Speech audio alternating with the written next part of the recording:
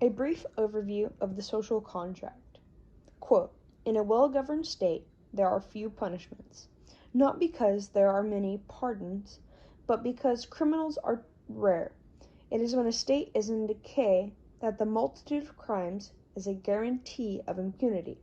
End quote. Quote by Jean-Jacques Rousseau, The Social Contract.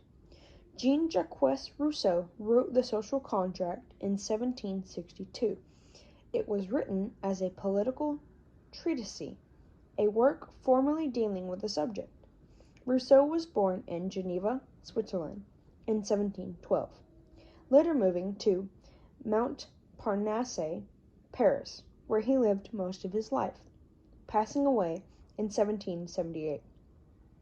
In The Social Contract, he argued that only the people's general will should be able to make laws because they will only obey themselves and will not be forced to obey.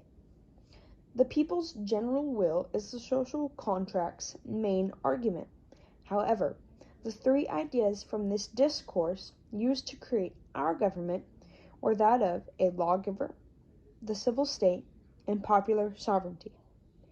The first idea came from a concern Rousseau had about the intelligence of the American people.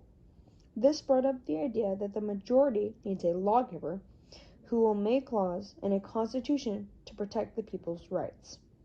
He also claimed that the lawgiver needed divine inspiration to conquer this daunting task. Although not directly, Rousseau is saying that God's ordained should be our nation's leaders. Therefore, society needs guidance in regard to laws and a constitution from a person whom God has chosen to be in that position.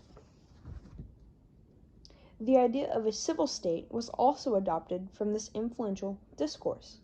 However, the civil state was based on a genuine social contract, which means that in exchange for a small portion of independence, people would receive better freedom in the form of liberty. The natural rights of people, which are the rights that men have when they are born, would be traded for a small amount of restriction. However, civil rights enforced by the laws and the government would be received. Based on the social contract, the civil state would allow people to exchange natural rights that not everyone will respect to civil rights upheld by the law. The last concept from the social contract impacted Thomas Jefferson and James Madison, two influential men in the Constitution's writing. The concept was one of popular sovereignty of the people. This means that the people are served by the government. For example, protecting the civil rights of people and having a vote on what laws the government passes.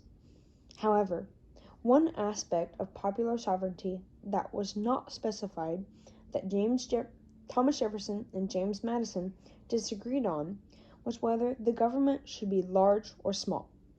The impact of the social contract on the Constitution outlined the responsibilities of the government.